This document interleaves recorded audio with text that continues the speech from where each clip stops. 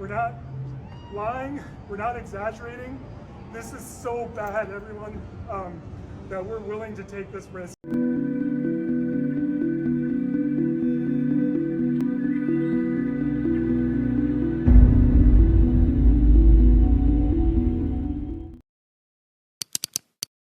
The book of Revelations has been on me heavy. Why? Because we're literally living through it now. I want you guys to watch this with me. I'm going to play it right now. Seen in several states, a 7-ton meteor shooting across the sky. The sonic boom heard over multiple states. The meteor 6 feet in diameter, the ground shaking. Here's Rhiannon Alley tonight. Tonight, NASA says this bright red fireball streaking through the sky, moving at 40,000 miles per hour and seen from at least 10 states, is a rare daylight meteor crashing into Earth. Oh, what the was that? The asteroid bursting through the Earth's atmosphere, sending loud sonic booms, rattling homes from Ohio to Kentucky. The blast so powerful it shook the ground, the rumbling registering on a seismograph. It was just like a boom, like that. The meteor seen just before 9 a.m. for barely 5 seconds, traveling more than 34 miles in the upper atmosphere before breaking apart above Medina, Ohio, and seen across the Northeast. Anybody see or hear what blew up? Definitely too big for fireworks. We felt a shockwave. We're not sure what it is, but it was big. NASA says the meteor, nearly 6 feet in diameter, weighing roughly 7 tons, lit up the sky. It was even spotted by a NOAA satellite in space, unleashing the same amount of energy as 250 tons of TNT. This thing just broke apart violently, scattered fragments everywhere. And this explosion generated a shock wave or a pressure wave that traveled to the ground. And that's the explosions people saw. Aisha Jones lives in Maple Heights outside Cleveland and had just put her small children down for a nap when she says her house shook. I immediately thought that somebody ran into my house or something big had hit the house. David NASA says what makes this so uncommon is that it went over a populated area. And while 40,000 miles per hour is really fast for a human, it's actually slow for a meteor. Approximately 1 year ago now, went to bed, same scenario, 2 a.m. in the morning, and all of a sudden, I woke up into this panoramic, almost like a film that's playing out in front of me, and I'm in the middle of it. And what I first thought I was looking at was a giant fiery dragon. Deep up in space, moving, undulating like a serpent, racing towards the Earth. Then suddenly my point of view changed, and now I was up above the object, and I could see that it was not a fiery dragon, but rather it was a giant space rock, an asteroid. And the way it was turning as it was moving through the space in the light of the sun was glistening off of the elements of the stone. It only gave it the appearance that it was moving back and forth. Now, all of a sudden, I'm back on Earth again. And now I am surrounded by literally tens of thousands of people, and we are on a mountain. And we are running for our lives. And people everywhere are screaming and begging God to deliver them from what is coming. And I turn and I look over my shoulder, and I can see this fiery mountain, basically, this giant rock entering into the atmosphere, burning as it comes through the atmosphere, breaking apart as it comes through the atmosphere. A huge part of it strikes the ocean, a huge part of it strikes the Earth, and all of a sudden, the Earth is shaking so violently that none of us can stand up. We're all knocked off of our feet. It was the most horrific thing. I can hear this terrible sound as if the Earth is literally cracking, like the mantle of the Earth is breaking apart. And now I'm looking back over my shoulder again, and this giant wall of water, just an enormous tsunami, hundreds of feet tall, coming up over the top of this mountain. And again, everybody's trying to run. Then these, what felt like large hands, come down underneath my arms and lift me up into space, and now I'm looking down upon the Earth. And here's an important part about this entire thing. I'm not a scientist. I don't know what would happen if an asteroid of that size were to impact the Earth.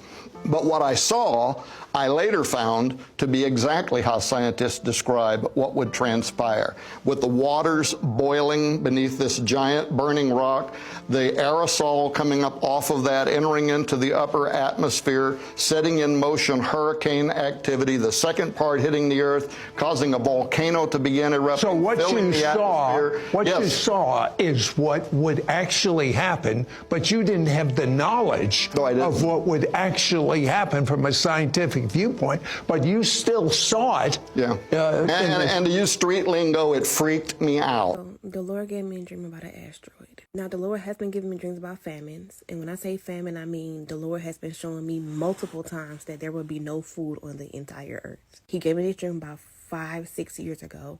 And in the dream, Trump got on the TV stating that there was no food on the earth. 5 or 6 years ago, Trump was not president. Let that sink. In the dream I had about the fish, the Lord told me that he was going to poison the waters with a meteor.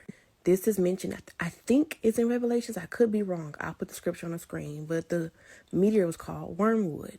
I saw the meteor. I saw the asteroid. Now, I did have a dream, but there are times when the Lord gives me dreams and they're not just dreams. There are many times when the Lord has taken me in the spirit to the future so that I can see these things. In this dream, the dream felt so real. I had my own conscience. I had my own thoughts in this dream.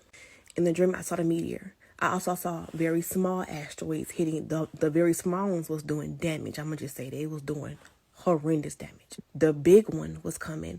And the Lord told me to start speaking Psalms 91, I think. 91 or 90, whichever one is the protection psalm. And as I'm saying it, the huge meteor is turning away from wherever I was. I would just say this. The meteor was bigger than Earth. I will say that. I don't know how I knew that in the dream, but it was humongous. It was way bigger than Earth. In the dream, the Lord gave me about the fish. The Lord was talking to me. He was telling me basically that he is poisoning the fish in the near future. Now, in the dream, the fish actually spoke to me. This is the part where y'all go start saying religious psychosis, blah, blah, blah. The Lord can do anything. The Lord spoke through a donkey in the Bible. Oh, okay. In the dream, the fish was speaking to me, and the fish was telling me, I'm not supposed to be poisoned. This is the fish saying that he was not supposed to be poisoned. The fish was telling me that the Lord did not make him poisoned. It was the waters that made him poisoned because the Lord poisoned the waters. Again, I'm going to put all the scripture on the screen. The Lord has been telling me over and over to stop eating the fish because very soon he's going to poison the waters. Many people has had dreams about the asteroid. The Lord has shown many people this. So when y'all get in the comments and say, oh, why has God only shown you? He hasn't only shown me. Many, when I say many, a plethora of people have been shown the same exact thing I'm being shown. And when I tell you I saw the asteroid, it was human. Think about 50 Earths. Put them together, and then think about those 50 Earths together hitting the Earth. That's how big it was. Oh, and the famine dreams that I've had multiple famine dreams about. The Lord told me that many people will end up dying. People are not taking the Word of the Lord serious, basically.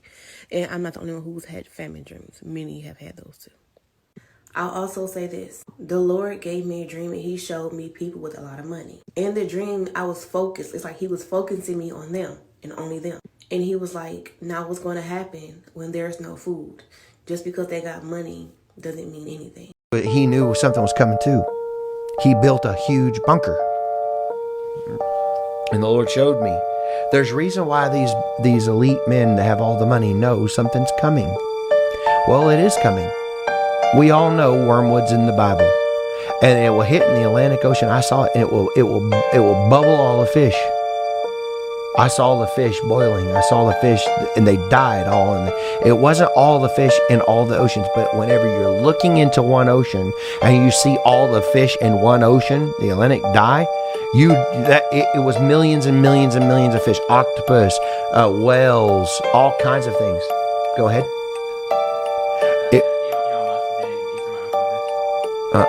Okay. Elon Musk.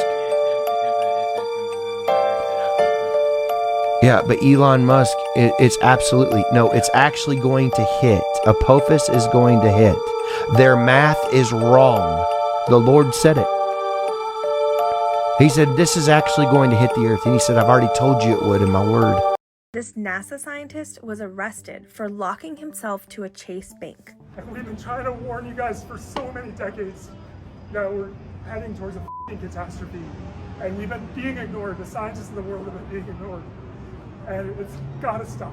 We're gonna lose everything.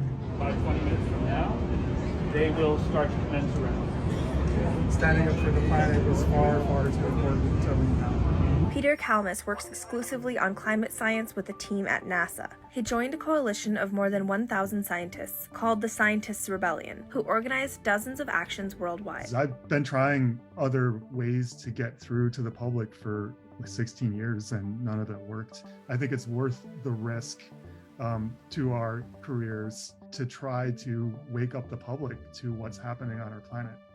We're not lying, we're not exaggerating. This is so bad, everyone, that we're willing to take this risk.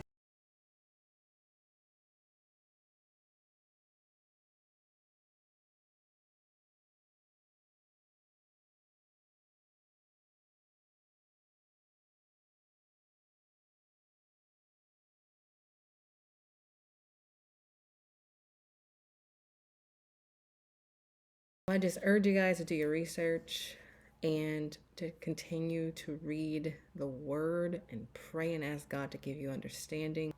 Until the next videos, guys, peace.